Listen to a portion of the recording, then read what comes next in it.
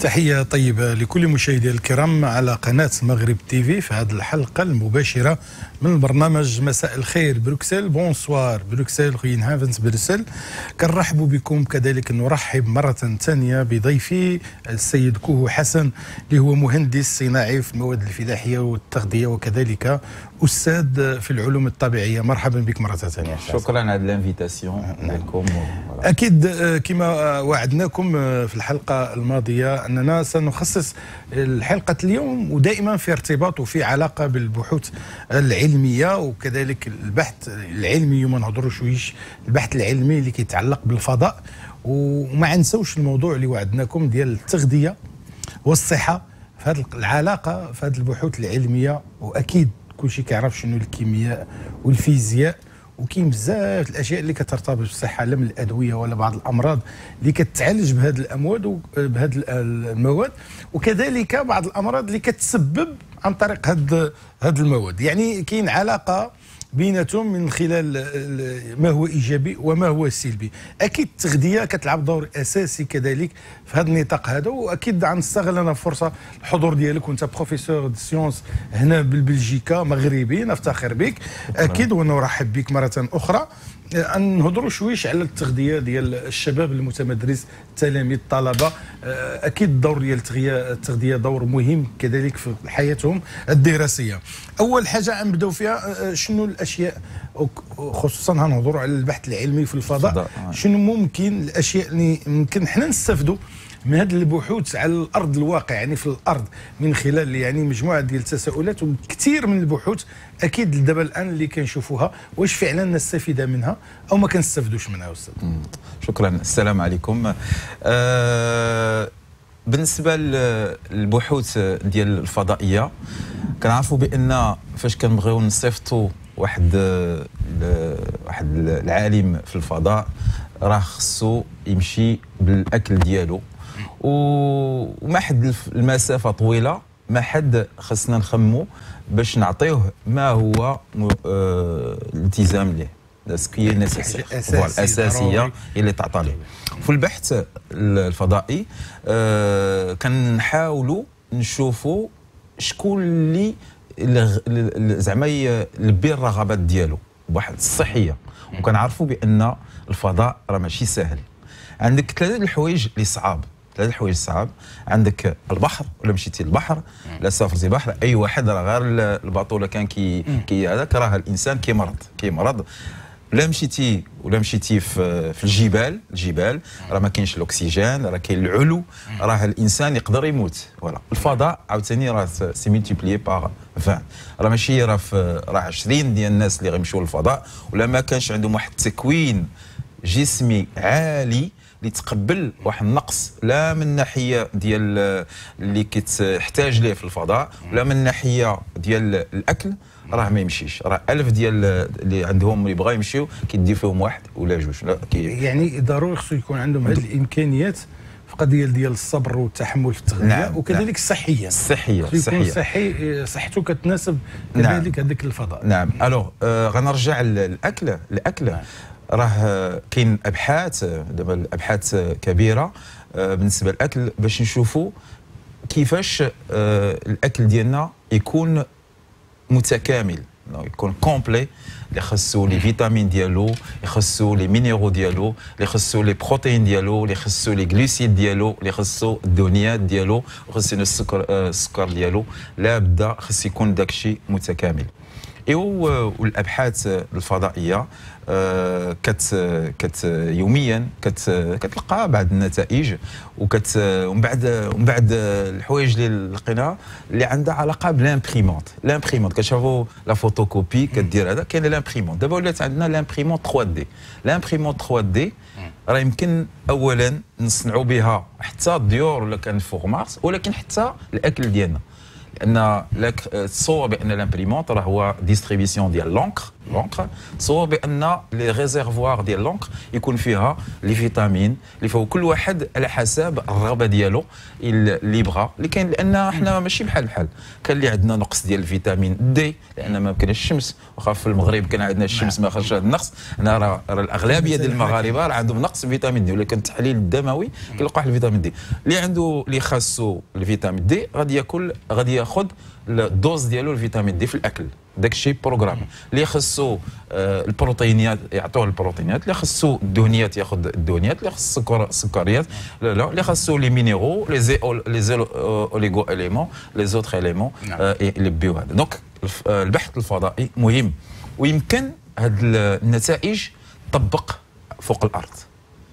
والبحث الفضائي لا في الطبي دونك لا في الطبي بمعنى كتقول لي يطبق في الارض اننا ممكن نستفيد من هذه البحوث الفضائيه في الارض ونكونوا في واحد الشيء. يعني هاد الناس هادو ما بحثوا الا وجبروا نتائج وعندهم النتائج في هذا الاطار هذا. مثال جي بي اس راه نتيجه ديال البحوث دوك ديال في الميليتير هما اللي عطانا هذا. وكاين الان كاين واحد الجي بي اس اللي جاي اوروبي لواحد البحث الفضاء هو اللي غاليليو اللي لحد الان غادي يصيفطوا 19 حتى ل 20 قمر اصطناعي.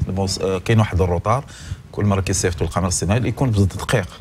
كيقولوا بان هذا الجي بي اس يمكن العمى يمشي في الطريق وبلا غلطه. دابا الجي بي اس امريكان راه عنده اغلاط الا بعض الدول اللي فيهم الحفاريج لا غلط يكون بالدقه كيقولوا بان العمى غادي يقدر يمشي يوقف في الضوء الاحمر وبلا ما يشوف ما يعاونوا حتى شي واحد. الجي بي اس هو كيديه. اكيد هذه بعد التطبيقات ديال الفضاء في هذه النقط لان شيء مهم ومفيد. واكيد غنفتحوا النقاش مع المشاهدين الكرام اللي كيسمعونا، لان حنا كنهملوا هذه القضيه ديال التغذيه والصحه وهذا الشيء ديال ما هو علمي. يعني ما كنوروش بعضنا وما كنفقهوش راسنا، ما كنبحثوش، ما عندناش شي معلومات كافيه، وبالتالي بغينا هذه المساله هذه ديال البحوث ديال الفضاء كيفاش حنا نستافدوا منها من الارض. واكيد هناك تجارب مهمه في قضيه التغذيه بعيد على العطاره وديك بعض المتخصصين في التغذيه اللي ما كيستندوش ما هو علمي، وهذا الشيء ديال العلم اساسي. كاين الناس اللي يقراوا في هذا المجال ديال التغذيه، ولكن باش ما نساوش بان هذا الشيء ديال العلم مهم جدا، فيه النصائح وفيه بزاف د الرشد. اكيد نستقبلوا عفوا مكالمات ديالكم. يمكن عندي مكالمه. الو يمكن الخط انقطع. اذا الموضوع ديال التغذيه والصحه في علاقه بهذه البحوث العلميه، شنو النتائج ديالها وانعكاسات ديالها على الصحه ديالنا، خصوصا هذه المواد اللي كتدخل في ما هو كيماوي، ما هو يعني شيء كما كنقولوا طبيعي الى غير ذلك. حنا كندوروا على العلوم الطبيعيه يعني السيونس. كما قلتي كاين مجموعه ديال البحوث اللي استفدنا منها وعرفنا اننا ممكن نستافدوا منها، بحوث اللي هي فضائيه يمكن اننا نستافدوا بها في الارض من خلال تجارب كثيره كما قلتينا فعلا. انا بغيت نهضر على التغذيه وبغيت نهضر على التغذيه علاش بالضبط المجال العلمي في التغذيه وانعكاسها على الصحه بالضبط. شنو يعني بعض التجارب او بعض البحوث شنو عطاتنا في هذا الاطار هذا ونفيدوا الناس ونستافدوا حتى حنا معكم في هذه الحلقه هذه. الو بالنسبه انا نقسم جو في بارطاجي لي شوز اون دو باش نهضر بالفرنسيه الناس اللي ما كيعرفوش العربيه. جو في بارطاجي لي شوز اون دو. Il y a d'abord le secteur économique. Dans le secteur économique, donc c'est un secteur de consommation. De consommation, on doit consommer. Et un secteur donc de consommation qui est beaucoup plus plus respectueux donc de la santé. Et entre les deux, il y a une disparité énorme. Oui. voilà, شكرا. نعم. Oui. كاين واحد الفرق كبير. كاين اللي غادي كونسومي وغادي لان كاينه واحد لا برودكسيون ايكونوميك اللي خصها كتدفع المواطن باش يكونسوم وكيكونسومي بواحد بالاعمى ما كيخممش كيكونسومي وكيكون فيه الضرر. وكاين جمع التقنيات وكاين جمع بزاف ديال التقنيات اللي كدار، اما كتزيد في السكر ولا كتزيد في الملحه ولا كتزيد في الحوايج. المهم هو الانسان الزاون خصو يكونسومي، il doit consommer donc le produit et on regarde pas aux conséquences. Bien sûr, il y a des vérifications, bien sûr, il y a des normes, etc. Mais souvent, ces normes, ils passent. أكيد نعطيك المجال باش تكملنا في هذا الموضوع هذا بعد هذه المكالمة. ألو. ألو. السلام عليكم سي منصف. وعليكم السلام سي فؤاد. شعبان مبارك ورمضان مبارك واخا على الأبواب. لا يبارك فيك. الله يحفظك سي فؤاد. نعم سيدي. كي داير غوايب هذه؟ والله كنت في المغرب سيدي إلى البارحة. سيدي على السلامة. زرنا الوالدة شوية ودرنا صلة الرحم. عليها غيبت علينا، إذا دابا فهمت. المكالمة كانت مع الأخ تيجيني اللي قمت بها مؤخرا، كانت الأسبوع الماضي.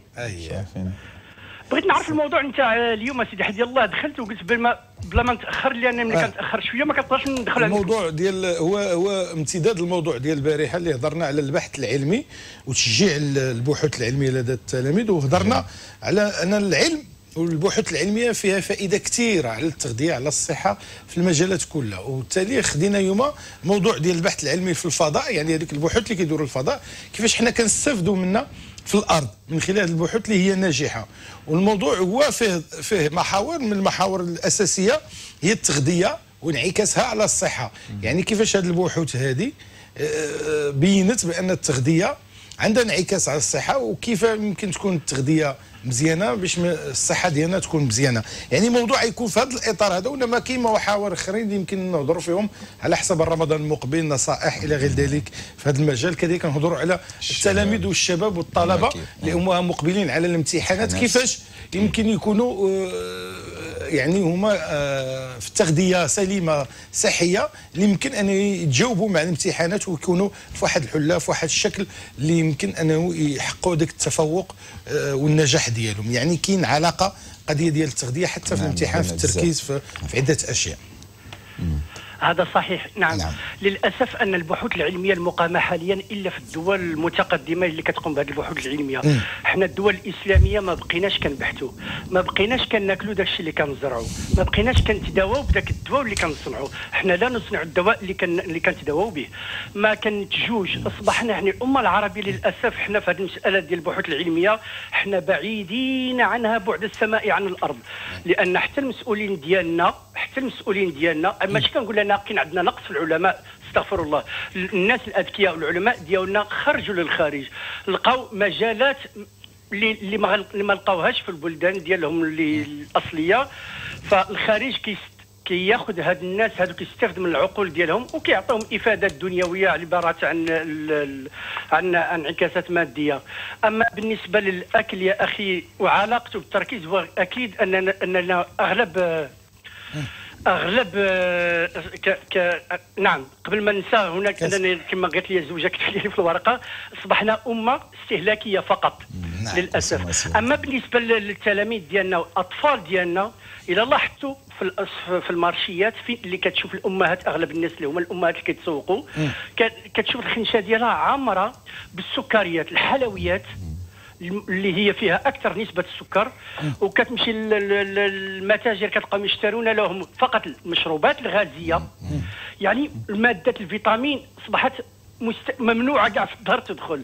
هذا كيؤدي سلبيا على الاطفال. ما بقاش ديك الفتره ديال الامهات ديالنا كانوا كيعطيونا الزبيب، كيعطيونا الكركاع، كيعطيونا اللوز قبل الامتحانات، كنا كنستافدوا، كناخذوا الذره، كناكلوا الشعير، كناكلوا اشياء اللي دابا الطفل حاليا ولا عطيه سباغيتي، اعطيه المثلجات، اعطيه الفريت، اعطيه البيتزا. يعني كل هذه الاشياء احنا كنعرفوها كيعرفها الاستاذ ديالنا بانها ما كتنفعش اكثر ما هي كتضر، كتخلي الابناء ديالنا يكونوا شويه اوبيز، يعني يكونوا الكيلوات كثيره عندهم، الحركه اصبحت شبه منعدمه نظرا للاطفال. ما بقاش عندك مجال ترفيهي ديال اللعب واستخدام الجسم، كيستخدموا اكثر الحالات الكمبيوتر وبلاي ستيشن والمسائل الاخرى.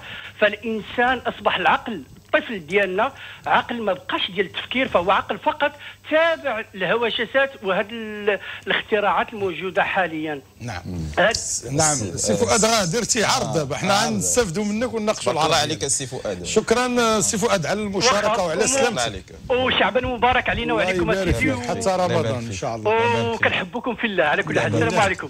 شكرا سي فؤاد.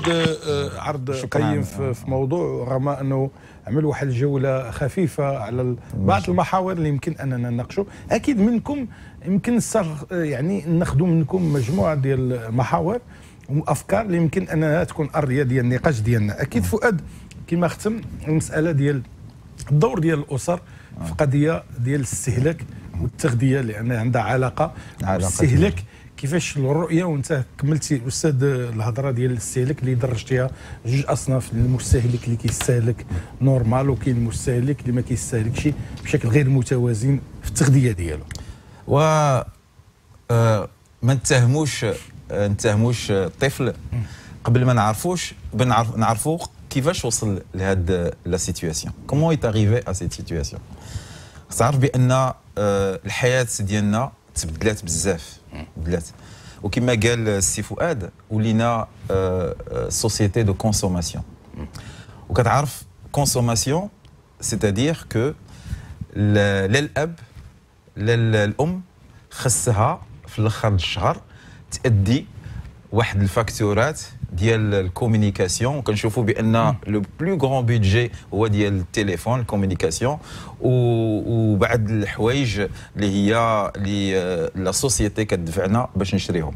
اش كيوقع بان التلميذ كنعرف بان السي فؤاد كيتذكر بان كنا ندخلوا في 12 للدار باش كنتغداو وكناكلوا الماكله ديال الوالده. دابا اش كتشوف التلميذ كياخذ عنده واحد كالكو زورو، كيمشي عند السناك اللي قدام المدرسه وغادي يشري بعض الحوايج اللي هي اغلبيا كما قال السي فؤاد بانها راه فيها السكريات، الاغلبيه فيها الدهنيات.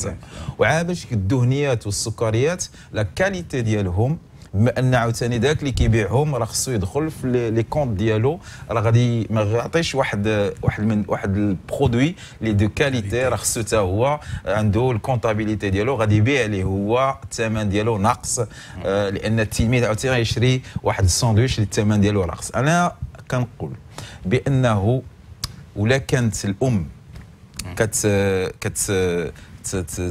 تبريباري الروبا ديال التلميذ هي احسن حاجه، لان اولا غادي تبريباري بواحد افيك امور، افيك طوندريس، افيك ما يفيش الغش، زعما غادي تصوبوا لان ولدها غادي تعطيه داك الشيء اللي هو مزيان. وهذا الشيء اللي كان الشباب فاش كنشوف كنقول لهم خصو تاكلوا داك الشيء اللي ما فيش ترانسفورماسيون، باقي داك الشيء ناتورال كما قال السي فؤاد، زعما ما بقاش فيه ترانسفورماسيون. ما حد البرودوي كيكون فيه ترانسفورماسيون سي تدخل ديال الانسان، ما حد كاين واحد الريسك فيه، كاين له ريسك فيه. هذا هو زعما لا باز ديال لابروش باش يشري واحد الماده اللي هذا، ولكن غادي يترانسفيرها في الدار ديالو. حسن ما عرفتش المشاهدين الكرام واش يتقاسموا معايا الفكره. الاشكاليه دابا حتى ديك الناس اللي الامهات ديالنا ولا الاخوات ديالنا ولا الازواج ديالنا اللي كيطيبوا في الدار، ما بقاش اشكال حيت الطياب في الدار كيما بغى يكون الكاليتي ديالو احسن من برا كما كيقولوا، ولكن الاشكال ما بقاش حتى في هذيك الكاليتي. مشكل في المواد بالاساس. واش المواد فيها معايير ديال الكاليتي خاليه من المواد الكيميائيه، خاليه من بعض المواد اللي هي مضره للصحه. هذا هو الاشكال دابا الان. وظاهره ديال البيو هي اللي كتورينا الواقع ديال المواد الغذائيه اللي كنستهلكوها دابا، بعيد عن النظر ان في الدار مطيبه ومغسوله من نيطواي الى غيره. نشوفوا المكالمه ونكملوا النقاش ديالنا في هذا الموضوع. معنا مكالمه. الو السلام عليكم. وعليكم السلام. ولكن مازال ما تشديت الخطه، خاصة من التلفازه. مرحبا. الحاله دي ما سمعتكش. كي دايره سي مصطفى؟ سي مصطفى يا روتور. سي مصطفى من احسن. شوف التلفزيون بعدا كي اول اما طفاه واما بعد منه ولا نقص من الصوت ديالو. نقص منه كاع نقص منه باش نسمعك مزيان. من بعد نمشي للبالكون عشان التيفي يتلقى جاري. صباح العريشي. كي داير صافا بخير؟ كي داير سي مصطفى؟ ايوا كي داير العريشي ديالنا؟ الحمد لله الله يجزيك ايوا خير. هو البركاني ديما يهضر هو على مكان. انا بغيت باش نشد فيه. ايوا حنا سيدنا عندنا العريش. احنا عندنا المغرب كامل اسي مصطفى. احنا من سيدي لا لا عريش مدينتي. لا بروكسل القويره كنت باغي نقول من طنجة القويره. معنا سي حسن من اقا. وي اقا من الصحراويه. حسن الله يعمر فلاح والله شكرا بارك الله فيك. الى هذا راه داخل في القلب. وي وهذا العريش. نعم شكرا. الله تكرر العريش يعاونكم ونتمنى لك التوفيق. غير حاله وحده العريش ديالي ما كاينش اللي قيسو. هو اللي قاسو راه مشى. على حسب المعلومات ديالي ان شاء الله العام الجاي وسام الرضا. الله يحفظك. نعم صاحب الجلاله. الله يحفظك يا سيدي. غيكون لا على حسب المعلومات ديالي. الله يحفظك يا سيدي. انا راه ما في المخابرات ما في والو. ولكن العريسي خليو لي العريسي كما كاين الباقيين. الله يحفظك. انا كيجاوب وديما ضحك كاع هذا. العريش عندها علاقه. سي مصطفى ديال العريش. وي سي مصطفى ما نطرح حتى سؤال. هذاك الاخ مسكين كيتكلم بكلمات طيبه. سي مصطفى وكيقول الهضره معقوله. الله يحفظك. هذا هو اللي هو مهم عندي انايا. وسي مصطفى شكرا سي مصطفى على المكالمه ديالك ومرحبا بك وتوحشناك وتحيه خاصه مني ليك ولكل العريشيين وكل المغاربه اكيد. جوستومون المغاربه تفضل اسي حسن. جوستومون العريش في التاريخ ديالها داروا منها زعما بعض الحضارات وبعض هذا من الحضاره اليونانيه. وجوستومون من التقنيات التصبير ديال الاكل كان هو ذاك الطون اللي كانوا كيديروه في لي جاخ اللي كان هذا. شوف سبحان الله جات في العلاقه باقي ديك الاحواض مازال باقي الاحواض اللي كان في التاريخ هذا. وفي الابحاث العلميه حاولوا يصوبوا ذاك الاكل وشافوا ولكن ذاك الاكل فيه صحه ولكن المذاق ديالو ما عرف كيفاش كياكلوه. ما فيه مذاق ولكن كان زعما فاش العسكر كياكلوه كانت فيه كيعطيهم واحد القوه كبيره. العلاقه ما بين العريش. اكيد هذه العمليه باقا حتى العريش كانت معروفه بهذه القضيه ديال الصبر ديال السمك ومازال بعض الشركات للاسف ما بقاوش كثير مازال. سي مصطفى كنشكروه. كنهضروا على التغذيه كما قلت لك وطرحت التساؤلات المشكل التغذيه الان في اطار الفلاحه وانت مهندس يعني في الصناعه الفلاحيه والغذائيه يعني صناعي اندستريال. عندك علاقه بهذا الدومين وبهذا الموضوع بالضبط شنو يمكن تقول لنا تفيدنا في الموضوع؟ الوغ كما قال السي فؤاد قبيله والسي مصطفى تا هو دابا كتعرف بان حنايا عايشين في واحد المجتمع ديال الكونسوماسيون شنو هو خص لا برودكسيون ماكسيموم باش الفلاح يدخل في البيدجي ديالو. باش يدخل في البيدجي ديالو خصو يستعمل بعض المواد. كاين ثلاثه المواد اللي كتستعمل اللي هي باش تحمي المنتوج ديالو. كاين كنسميهم لي دونك لي برودوي فيتوفارماسيوتيك. كاين لي زيربيسيد اللي كيتسالي بالسيد راه هو اللي كيقتل الهربيسيد هو اللي كيقتل لي زيرب. كاين لي زانسيكتيسيد اللي كيقتل لي زانسيكت وكاين لي فونجيسيد اللي كيقتل لي شامبينيون. هاد المواد كلها كما قلتي قبيله راه فهمتك قلتي لي بان واخا الانسان كيشري الخضره وكيدخلها للدار راه كيدخل بها هاد المواد. والكثير الشيء بان هذه المواد كتبقى في الجلفه ديال الخضره كتدخل في الجلفه الخضره.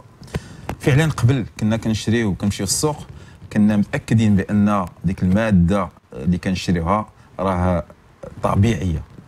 وللاسف الان الواحد ما بقاش زعما بات هاد المواد اللي كتستعمل وما بقاش زعما هذا خصو الانسان يكون على حذر.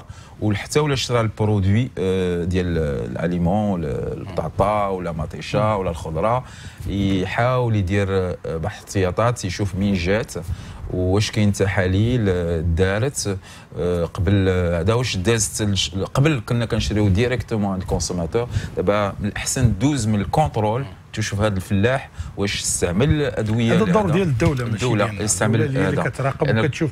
حنا كمواطنين وكنستعملوا كنستهلكوا هذه المواد، وربما تكون مواد فيها مواد سامه او مضره للصحه. شنو النصائح اللي يمكن الناس، وخصوصا كاين بزاف ديال النساء ربات البيوت اللي كيتابعوا البرنامج ويمكن نقدموا لهم النصيحه، لان كنسمعوا النصائح كثيره وما بغينا نصيحه يعني في جانب اخر نسمعوا النصيحه، لان كنسمعوا خصك تغسل الحاجه الى غير ذلك. شنو ممكن تفيدنا فضيلة؟ الوغ قبل ما نهضر على لا كاليتي ديال لو برودوي اللي غادي تشرى، نهضر على المسائل اللي يمكن الواحد يجتنبها. كاين هذيك لا بيراميد اليمونتير. لا بيراميد اليمونتير اش فيها؟ في الراس ديالها كاين الحوايج اللي خصها تكونسوما بواحد زعما افيك اون بوتيت كونتيتي ماشي بزاف. وكاين اللي تحت زعما اللي متنوعه وكبيره في لا بازيك ديال لا بيراميد، كاين اللي فيها المواد اللي خصها اللي يمكن الانسان يكونسومها، بحال الماء، بحال الفواكه، بحال الخضره، بحال شي حوايج اللي مزيانه. ومع غادي هذاك البيراميد حتى كنوصلوا بحال المسائل كالزيوت كالسكر اللي الواحد خص يجتنبها. وللاسف كنشوف بان جوستومون الشباب ديالنا والناس كيكونسوموا بزاف ديال هاد المواد يوميا. وبعض النصائح اللي كنعطيها للشباب هو انهم راه عندهم الصحه ديالهم واحد الكابيتال، سي ان كابيتال، عنده كابيتال وخصو الواحد يحافظ عليه. بحال عنده واحد الكونتيتي ديال الصحه خصو يحافظ عليها، وما حدو ما كيحافظش عليها والا داك الكابيتال كيمشي ليه وكيقدر ماشي في الصغر ديالو، من بعد يقدر ياثر مع الامراض اللي كيبانوا بحال الديابيت، بحال لوبيزيتي كما قال السي فؤاد، بحال بزاف ديال المرض كيبداو. ولكن ما حد في الصغر ديالو، وهذه التربيه وكنتمنى الله بان حتى في المدرسه خصنا التكوين ديال الشباب ويكون عاوتاني اوسع باش يتعلموا يشوفوا شنو هو اللي مزال لهم شي اللي مضر لهم. وبعض الحوايج اللي خصها تدار هي تنقص من هاد المواد. وكنشوف بان لا سوسيتي ديال الكونسوماسيون للاسف كتدفع الكونسوماسيون ديال هاد لي برودوي. كتشوف كاع لي برودوي هنايا في هذه القضيه كتدفع. نشوفوا مكالمه ورأي. الو السلام عليكم. وعليكم السلام. معكم مروان بريكسل. حواسي مروان تفضل. ربي يخليك الاساتذه. المهم انا بغيت يعني نبارطاجي معكم واحد التجربه. مرحبا تفضل. شخصيه اللي ما بغيتش نفهمها شنو هي. نعم. المهم انا كانوا جاونا عندي شي ضياف ومشيت للسوق وشريت تفاح. دوك لي بوم. المهم ديك التفاح ما تنكلش، بقى منه وانا ما كناكلش التفاح. ايوا بقاو 3 تفاحات. ديك 3 تفاحات ما بغاوش يخماجوا بوندون 3 موا. سيتي دي مومي. بقاو كيما هما. يعني ما فهمتش علاش التفاح ولا هيدا، علاش لي برودوي ولا هيدا ما كيبغيو يخماجوا. حنا كنعرفوا في الوقت كانت التفاحه اذا بقات تبقى سيمانه 2 سيمانات ماكسيموم كتخمج. دابا هادو لا، كتبقى التفاحه بالكولور ديالها ما كاينه فيها، ما كيوقع لها والو، ما كتخمج ما والو. واش شنو هذا؟ واش العلم اللي يعمل هادشي هذا ولا شي برودوي ولا؟ بغيت شي توضيح. داكور. كنشكرك السي مروان على التساؤل ديالكم. واكيد انا باغي لكم اليوم تبروفيتيو شويش في الاسئله، وخصوصا الحضور معايا واللي هو مهندس فلاحي وفي التغذيه وفي الصناعي، يعني في الهندسه الصناعيه الفلاحيه والاليمونطاسيون التغذيه، يعني تجربه واستاذ في العلوم الطبيعيه هنا ببلجيكا. بغينا تستافدوا منه علميا باش ما نبقاوش غنهضروا، لان كاين الكلام كثير في هذه القضيه ديال التغذيه وبعض الظواهر وبعض الحويجات اللي ممكن حنايا نبغيو الاستفسار عليها ونعرفوها.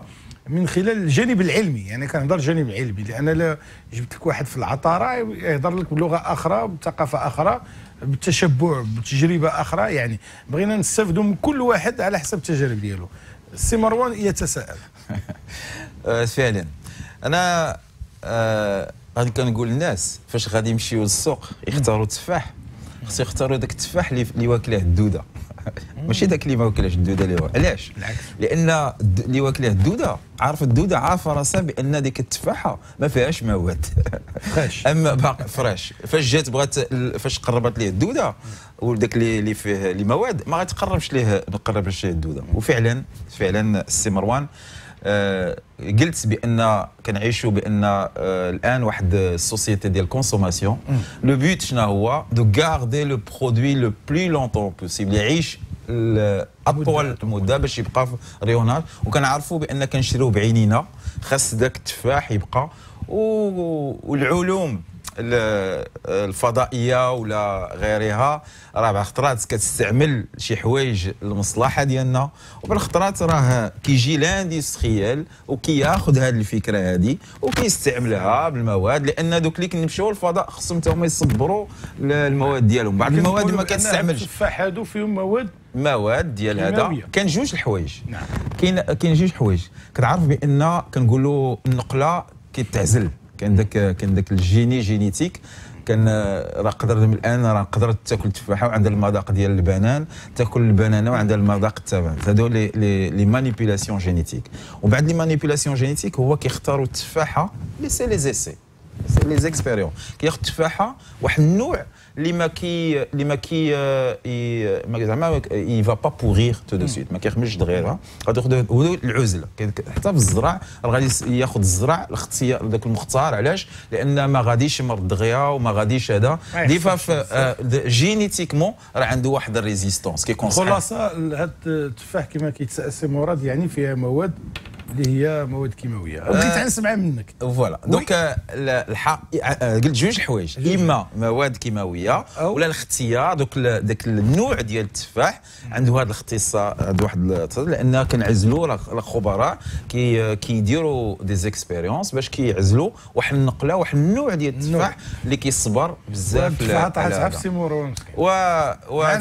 لانه كيعرف يعزل. شكرا. معنا مكالمه. الو السلام عليكم. عليكم السلام. بغيت غير نسول واحد السؤال. شكون معنا؟ نتعرفوا عليك اذا كان ممكن. نهيلة من بروكسل. نهيلة. شحال في عمرك يا نهيلة؟ 15 عام. 15 عام. تفضلي. بغيت غير نسولك بوليس سيانتيفيك هذا الميتي اشنو لو رابور اللي عنده مع لي سيونس؟ وي فوالا لي سيونس. اش العلاقة de l'industrie, voilà. Alors,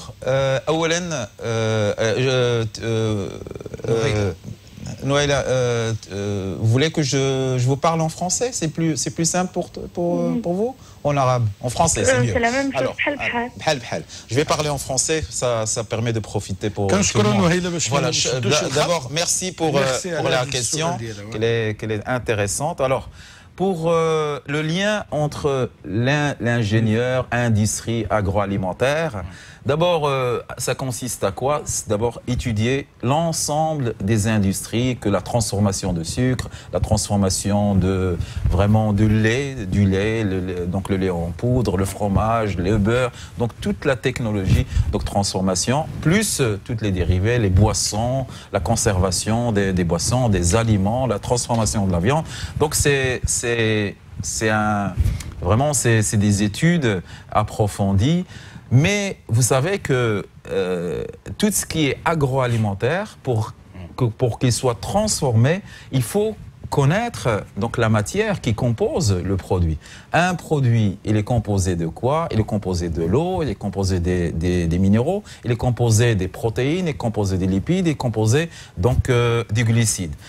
Le produit, il est transformé parce que ça nous intéresse parce qu'on veut, par exemple, si dans la fabrication de sucre, c'est le betterave, parce qu'il y a à peu près 18% de sucre, c'est les techniques de séparation, récupérer le sucre que je vais concentrer. Si je prends le lait, ce qui m'intéresse, c'est le doniyat, donc c'est le beurre, Et puis, ou bien le fromage aussi, parce que dans le lait, il y a des protéines, il y a des lipides, il y a aussi le lactose, les glucides donc, du lait.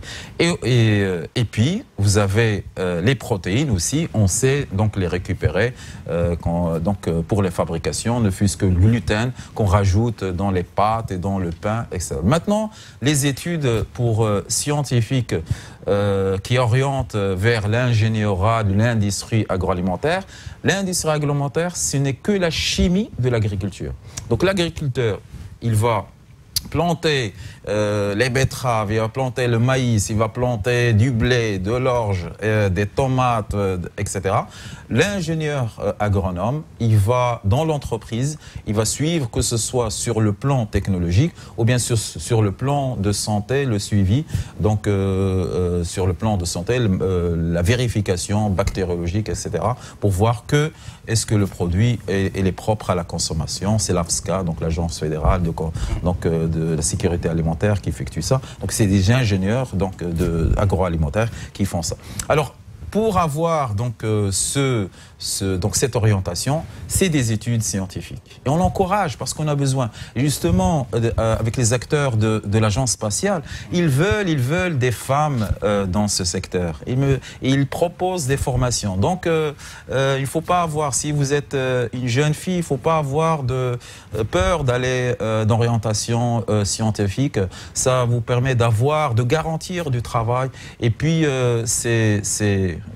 pour faire la publicité, on gagne 2, 3, 4 fois plus que les autres secteurs. وهضرنا على الحلقه السابقه على التوجيه وهذا نوع من التوجيه وهذا توجيه بشكل مباشر لجميع الطلبه والامهات والاباء ينصحوا اولادهم انهم في اطار التوجيه المدرسي يتوجهوا لهذه العلوم الطبيعيه لي سيونس لان فيها مستقبل وهضرنا على هذه المساله هذه اكيد وحنا الان مازال كنستافدوا من هذه القضيه ديال العلوم الطبيعيه وكتدخل حتى في قضيه ديال التغذيه والصحه نهضروا شويش على الصحه كذلك باش من هي الوقت ما غير كافي اكيد ولكن نعملوا شويش من كل موضوع معين اللي اختاريناه على اساس تكون الفائده. الصحه اكيد عندها علاقه بالبحث العلمي. نعم هي ككل لا في الادوات ديالها ولا في الادويه ولا في العلاجات ولا مجموعه ديال الحويجات اللي كتدخل في هذه القضيه. شنو ممكن نسمعوا من عندك حول العلاقه ديال البحوث العلميه في الصحه. واش هناك هاد المواد ولا هاد البحوث وكيقولوا كاين مجموعه ديال البحوث اللي كانت مؤثره على الصحه، يعني كاين بحوث اللي كانت فيها خير على المواطنين على الناس من خلال يعني علاجات ووصفات واقراص، وكاين بعض المواد اللي هي مؤثره سلبيا على الصحه ديال الناس وخصوصا بعض الامراض. دابا الان مرض ديال العصب مثلا الكونسير اللي جاي من بعض المواد اللي كنهضروا عليها اللي هي كيماويه الوغ باش نفهموا l'alimentation, les conséquences ديال النفاست المضره على الجسم. غنفهموا دابا هضرتي لي على الكونسير ولكن ما كاينش غير الكونسير، كاين بعض الامراض كوم الديابيت كاين بزاف. الوغ باش نقولوا بان الباحثين هما اللي هما السبب في الامراض، لا. كيفاش الانسان كيستعمل هذا البحث؟ راه السكين راه اللي هو كنستعملوه غير باش يقطع حاجه، راه نقدر نستعملوه كسلاح. دونك خص كيفاش الناس ديال الاخص ديال البرودكسيون اندستريال كومون كيفاش كيستعملوا هاد الابحاث هذا. والاغلبيه الهدف ديالهم شكون هو؟ وهما يدخلوا الفلوس. باش يدخلوا الفلوس خصو يبيعوا، خصو يجلبوا المشتري. فاش كتدخل السوبر مارشي وكتشوف بان البونبون ولي شيبس محطوطين في الريوناج ديال التحت، علاش؟ راه باش الطفل يمشي يهزهم.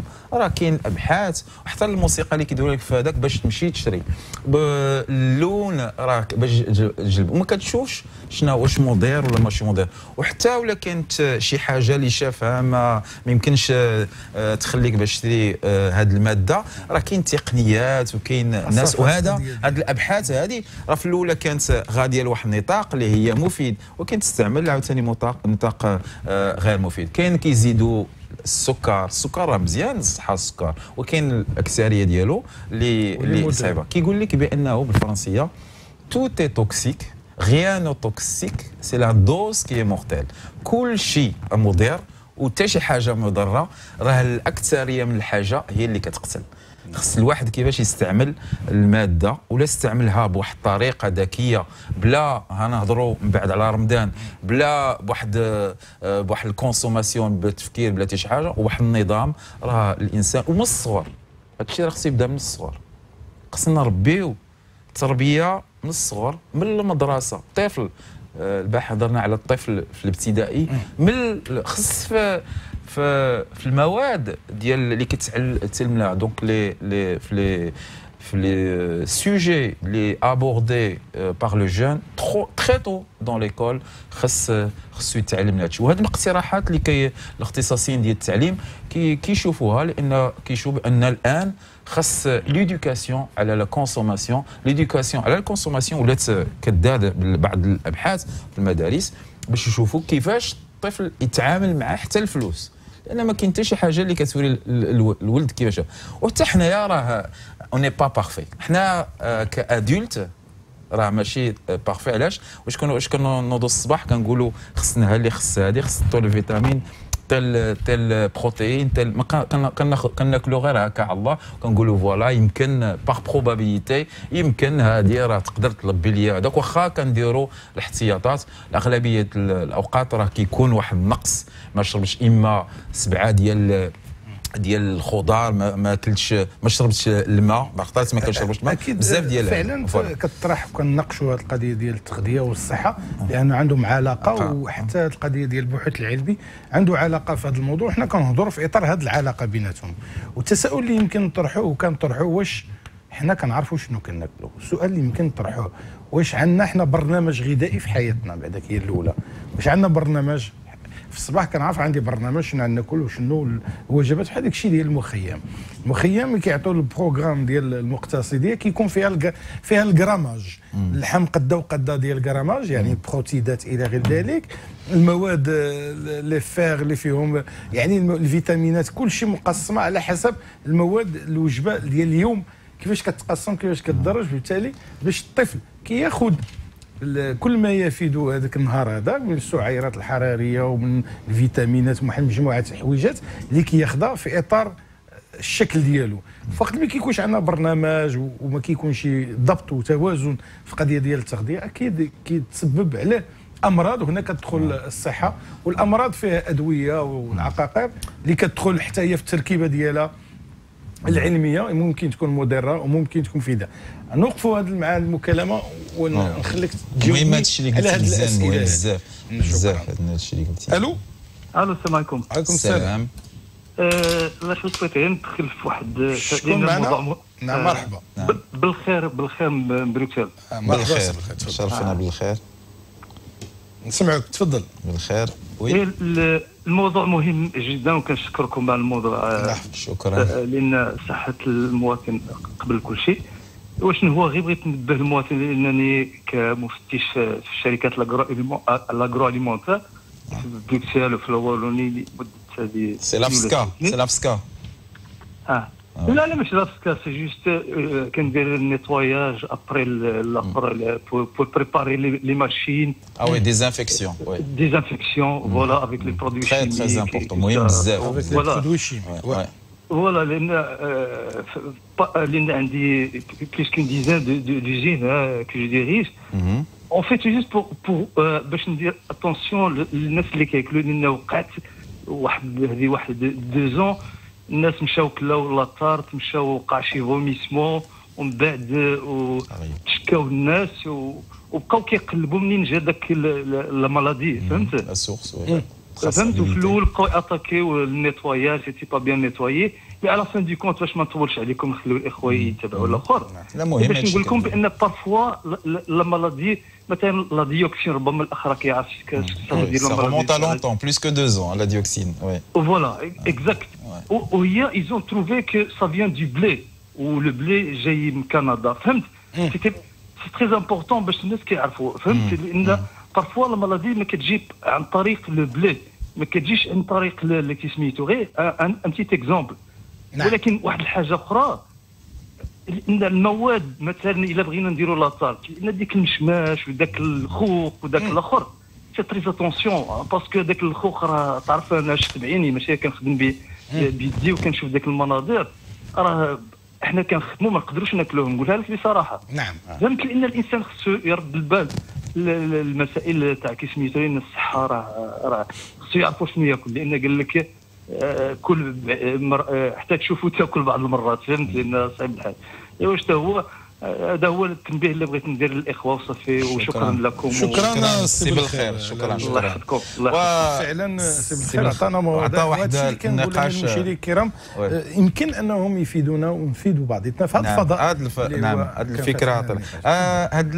هاد لي زيكزومبل اللي عطا السي بالخير مهمين بزاف، لان عشتهم. كاين 3 ديال لي كريز اللي وقعوا في بلجيكا. كان واحد في بلجيكا، وواحد وقع في المانيا. ودونك في بلجيكا القضيه ديال الديوكسين. اش وقع؟ هاد الديوكسين كتعرف بان عباش لافاش فول حتى هو دونك اليو اس بي، لا موديل اليو اس بي. دونك وقع الديوكسين هي اللي قديمه بزاف. كانت واحد الشركه اش دارت، كتصنع الاكل ديال الدجاج. اش داروا؟ خادوا الزيت باش تعرف الانسان راك بالخطرات باش يربح الفلوس راه ما كيخممش هذا. داروا الزيت ديال الفيدونج، دخلوها في السيركوي ديال لا فابريكاسيون ديال لاليمون باش انكوربوري. فوالا. وديك الساعه الزيت راه فيها ديال اللي خدم بها الموتور شحال، راه فيها ديوكسين يعني سامه. وشافوا بان ديك الساعه راه الناس قالوا لهم ما بقاوش يستعملوا. كانت واحد الكريز كبيره. فوالا. كانت لا كريز ديال لافاش فول لا ميم شوز، لان لي فاش كان كيعطيوهم هما سي زيربيفور، كيعطيوهم ولاو عطيوهم لي كارنيفور، كيعطيوهم اللحم. راه داك الشيء ماشي طبيعي. وحاجه مهمه بزاف وقعت في المانيا، وكانت هذه كتوري لك بان اللي هضرنا عليه البارح راه مهم بزاف، ديك لا ديمارش سيونتيفيك باش تفهم منين جاي المشكل. والسي بالخير هضر، راه كاينه لا تراسابيليتي حتى كتوصل فين. وبعض خطرات راه كيقول لك راك انت اللي درتي وراه ما درتي والو. القضيه ديال واحد البكتيريا اللي حتى الجورناليست شفتو في التلفازه واخد التلفازات هذا ما كيعرفش يبرونسي هاد لا بكتيري، سي ايشيريشيا كولي. دونك ايشيريشيا كولي هاد لا بكتيري اش طرات في لي جيرم دو سوجا في واحد البلاصه في المانيا. اش وقع؟ لقاو بان غير العيالات اللي كيموتوا اللي كيموتوا وكيبحثوا كيقولوا اش كالوا. الراجل ما ماتش، وهذا البحث العلمي كيشوفوا اش وقع. اش لقاو بانه بعد كاين اسبانيا قالوا لها بانتيا داك الكونكومبر انتيا هما اللي مسؤوله. مشاو شكو الكونسوماسيون ديال طاحت العقلت عليها، طاحت هذا. بقاو طالعين المشكله الجيرم دو سوجا، هذه هي البروميير. وفي لا ديمارش سيونتيفيك بقاو كيحلوا ما جايه من الاختيار ديال الاكل. بما ان المراه كدير ريجيم، كتدخل للريستورون كتاخذ الشلاضه، والشلاضه هي اللي فيها لي جيرم دو سوجا اللي فيها هذيك لا بكتيري ايشيريشيا كولي اللي مضره بزاف. الراجل كيدخل ريستورون كياكل الستيك والفريت، ما وقع عليه حتى شي حاجه. المراه كتحافظ على الجسم ديالها، غير هذه المحافظه على الصحه بالخطر كتحافظ على الصحه وكطيح فيك. داك اش كلت ماشي هذاك سي لي جيرم ديال السوجا هما اللي كانت فيهم هذه لا بكتيري. وكان واحد الوقت داز واحد الوقت باش لقاو هذا. وهذا واحد ديمارش سيونتيفيك اللي هي كتمكن باش نفهموا بور فوار اش وقع فيها. وكان ليبوتيز قالوا سي كوا ليبوتيز، فكره كل عطى الفكره كانت خاطئه في هذا في الاول. on a supprimé باش بالاكسبيريمونطاسيون طلعنا في السيركوي ديال لا فابريكاسيون. كتعرفوا بان نابورت كال برودوي الا كاينه سكون ابل لا تراسابيليتي باش حتى ولا وقع شي مشكل كنطلعوا مين جاي حتى هذا. بالخير هضر على بزاف النقاط اساسيه وما يمكنش نمروا عليها، واكيد حتى انت ما هضرتوا ديال المعلبات الفيرمين اللي هضر عليها، بعض الاشياء اللي ما كنستهلكوها وما كنعطيوهاش شي قيمه، كما اننا بعض الناس كيشرو حتى الكلادات راه ما كيشوفش كاع في واش كاين ولا ماشي ما كاين. معنا مكالمه. الو. السلام عليكم. وعليكم السلام. تسلم عليكم وعواشركم بارك الله يبارك فيك. شكون معنا؟ عليكم محمد من سانجوس. سي محمد مرحبا. الله يبارك فيك سي محمد. الله يبارك فيك. المهم غير بغيت شكرا عليكم على الموضوع اللي التتمه ديال الموضوع البارح.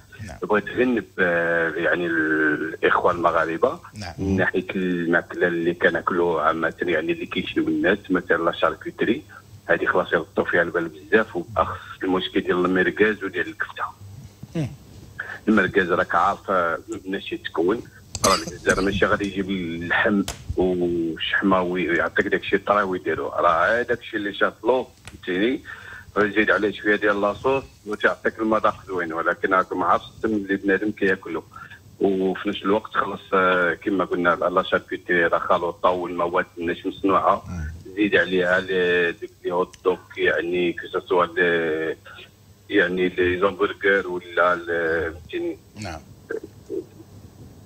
وما كاع اللي عنده علاقه بلي زامبرغر فهمتيني بجميع الاشكال ديالو والانواع ديال لي فورم ديالو، يعني بغيت نبه الاخوه يردوا البال بزاف على القضيه هذه، وما فيها باش للامهات ترد البال مع وليداتها، ماشي ديما غيصيفطوهم السناك، يمكن لهم يدير لهم دي ساندويتش بلا فورم ديال السناك فهمتيني، داكشي اللي غادي ياكلوا في السناك يعني بديك الزواقه وديك اللوانات، يمكن لا دير له ساندويتش يعني تشري مثلا الخبز مدور ودير به دي ساندويتش هكاك، ولا تشري مثلا الكومير وتنوع له، راه ما كايناش غير المرقه، راه طبقنا بالمرقه، راه تبارك الله المطبخ المغربي راه فيه بزاف ما يداروا فيه، لا باللحم ديالو ولا في الشلايط ديالو ولا كل شيء، راه بزاف ما يدار، ما فيها بس يعني العيالات ينقصوا من النميمه وردوا البال بهذا الشيء هذا، يتقدم شوميشه. تبارك الله عليكم. سي محمد شكرا سي محمد. وفي العمر ديال البرنامج ما بقاش الكثير، وانما بغيت في هذه القضيه هنا كندخلوا دابا كنهضروا على النصائح والارشادات والمعلومات اللي يمكن ان نوقيو راسنا من بعض الاساليب والسلوك ديالنا، حيت هذا سلوك ومعامله ديالنا مع التغذيه اللي كتاثر على الصحه، والصحه يعني كتدخل في هذه العلاقه بيناتهم. نهضروا حنا مقبلين على شهر رمضان ان شاء الله قريبا، وبغينا نهضروا نربطوا هذا الموضوع ديال النصائح والوقايه والخطوره ديال بعض المواد، خصوصا في رمضان اللي كيكون فيه استهلاكات يعني غير عاديه. يعني بعد هذه المكالمه اللي غتكون اخيره غنفتحوا المجال نهضروا على خطرنا. اخر مكالمه. الو الو. خاطني نقطع. كاين جوج واحد النقاط تسالتيهم باش ما تنساش، ونهضروا على العلاقه ديال لا كونسوماسيون في رمضان ولا غير ماشي في رمضان.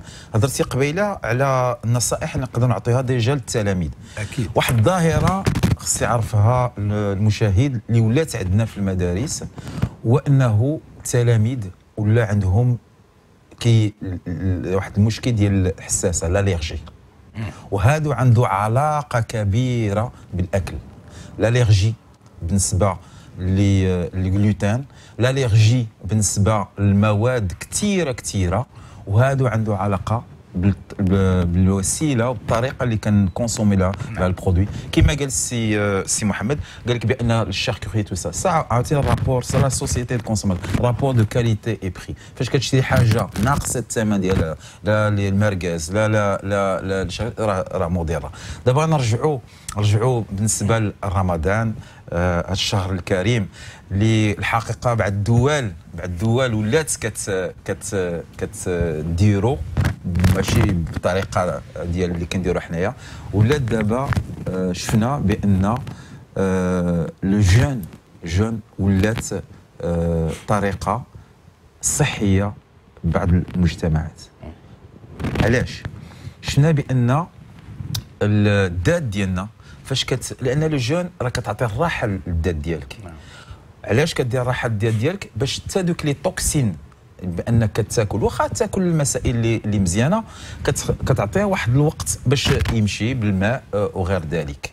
كتعطي هذا الشهر هذا الانسان كي الذات ديالو كيعطيها شويه ديال الراحه، ولكن الماكله اللي غادي ياخذ خاتكون بالتوازن. خص واحد ليكيليب اليمونتير كثير. غادي نرجع لهذه القضيه، نهضر على لي جون ولات في المجتمع واحد الموضه ولات المجتمع لوكسيدونتال.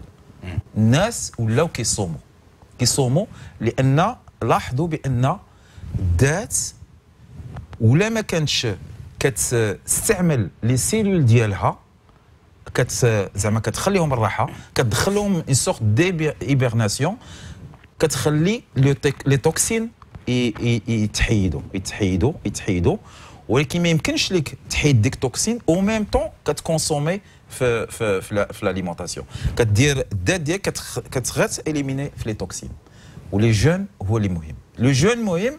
ولا كان الانسان عاوتاني ولا فاش غادي ياكل غياكل بواحد الطريقه اللي هي مزيانه الصحه ديالو. كنعرفوا بان في شهر رمضان اول حاجه اللي ما كناخذوهاش هو الماء راه المهم الواحد فاش غادي يفطر. حتى الناس كيطرحوا تسئله كيقول لك غنشرب الحريره، يشرب القهوه، يشرب عصير. لا ما يبقالوش الوقت باش يشرب. اولا نعم. كنعرفوا كيفاش كل واحد خصو يفهم الذات ديالو كيفاش كيفاش يتعامل مع الذات ديالو مع الذات. ما قدرش ما كاينش واحد لا روسيت لهذا السيد ولهذا السيد ولهذا السيد، ولكن لا روسيت جينيرال هو ان في هذا الشهر الانسان خصو يدير جميع الاحتياطات باش يعامل الذات ديالو بواحد الطريقه اللي هي زعما واحد ذكيه وما يدوا با بروتاليزي لو كور ديالو. غير هو الفطور غادي ياكل اي حاجه. اولا خصو يستافد بهذا رمضان ويقلل من الماكله، ويعوض الذات ديالو. ماشي زعما كنعرفوا البيدجي ديال رمضان راه سي جوج، راه الدول الاقتصاديه راه من ناحيه لا كونسوماسيون كيتمناو تكون عندهم رمضان اكثر من الايام العاديه. عاديه فتره قصيره. البيدجي ديال لا كونسوماسيون كنشوفوا هذا الشيء في المغرب راه سي بور لي ايكونوميست رمضان سي سا دوب لا كونسوماسيون. الانسان راه البيدجي راه كيتملتيبلي او مينيموم باغ هنايا بارتو يعني لو بيدجي ديال في رمضان حتى هنايا. لا وهذا بالنسبه لي ايكونوميست راه تمناو تكون في لا سوسيتي لان لا سوسيتي ترافاي افيك لا كونسوماسيون. ولكن يقدر الانسان يختار بعض المواد، يجتنب اولا على الدهنيات والسكريات. كنشوفوا الواحد بانه فاش غادي ياكل السكر، الحوايج السكر. اغلبيه رمضان كياكلوا السكريات اكثر من وهي والدهنيات، اكيد الحاجه اللي فيها ماشي مزيان. خصو يتجنب هذا الشيء. اذا الماء مهم واساسي خصوصا في رمضان الماء خص. لان علاش؟ لان الذات ديالك راه الماء كيتبخر والذات ديالك راه الا ما كانش الماء راه ما يمكنش لي سيلول ديالك كيفونكسيوني دو فاسون زعما واحد ليكيليبر واحد بجديه. ديجا رمضان واي حاجه اللي كتدفع باش الكونسوماسيون ديال الماء ديال الذات ديالك يجتنبها. الرياضه الصباح ولا حتى الحمام ولا الحوايج ديالنا. الثقافه ديال الماء حنا ما عندناش بصراحه باش نقولوها، وما فيها عيب. حنا كنعرفوا الماء هو الماء. كاين اللي كيقول لك الماء هو ماشي على الماء اللي هو نورمال، وانما الماء كيتجلى فيها تاي وفي قهوه والغازات والى غير ذلك في مواد اخرى اللي فيها الماء. يعني يمكن يكونوا حتى الفواكه الى غير ذلك اللي فيها الماء. بالتالي ثقافه الماء حنا ما عارفينش واش كنهضروا على الماء اللي هو نورمال ولا كنهضروا على الماء اللي في المواد. ثانيا كاين الناس اللي كيهضروا او كاين اشياء اخرى اللي هي الان علميه. الماء اللي كيسميوه الماء القاعدي والماء الحمضي. كاين اشياء اخرى اللي كتعلق بالماء، وحنايا يعني كمواطنين واللي كنستهلكوا ما عندناش هذه الثقافه. شنو الراي ديالك؟ خصوصا انت كتعامل مادام انت مهندس في الصناعه الغذائيه وكذا، يعني داخله فيها الماء. وشنو يمكن تفيدنا في هذه القضيه ديال الماء؟ الوغ القاعده الاساسيه كما كان لا سورس ديال الماء في الجو دورانج. اتونسيون كنرجع كنقول بان لوبيزيتي لا سورس ديالها هي لي بواسون سكري. لي بواسون سكري الواحد يتجنبهم.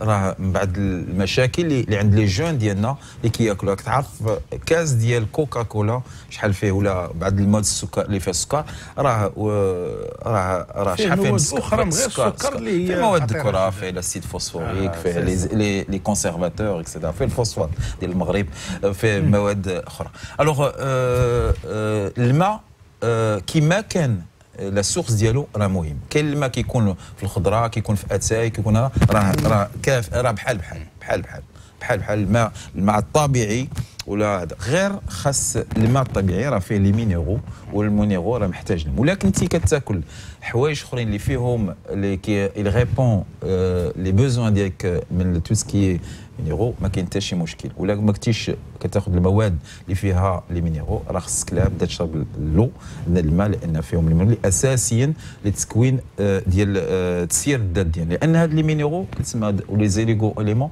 اللي قلال ما خصوش نكونسومي بهم كثر، ولكن مهمين بزاف. بعض الخطرات راه واحد الحاجه خصها تصوف الذات ديالك من الأ حتى البي، ولا ما كانش هاد واخا قليل منه راه ما غادي تصوب. نعم اكيد موضوع كبير في هذه القضيه الماء، رغم اننا ما عمرنا كنطرحوا بهذه الاسئله او نعرفوا ثقافه الماء، كنعرفوا على الماء بشكل الماء، راه الماء وانما كاين اشكال وانواع، وكاين بزاف الاشياء اللي كتتعلق بالماء. وجعلنا من كل شيء حي، يعني الماء. كلمه اخيره استاذ حسن.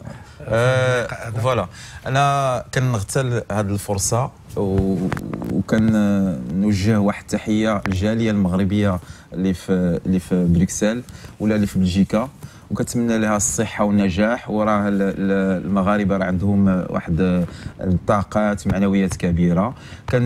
كنتوجه اوسي واحد j'adresse aussi aux jeunes donc ils ont des capacités, ils doivent pas douter de leurs capacités, ils doivent s'investir, ils doivent apprendre parce que c'est le seul chemin pour la réussite. Où je leur souhaite bonne chance pour les examens. Ça va être difficile parce qu'avec les événements, ce qui se passe maintenant, ce n'est pas, il n'y a pas de concentration pour le travail, mais rien à faire, il faut s'investir, il faut travailler. C'est le ramadan, il faut trouver un équilibre. Après le ramadan, c'est les vacances pour profiter. Et puis,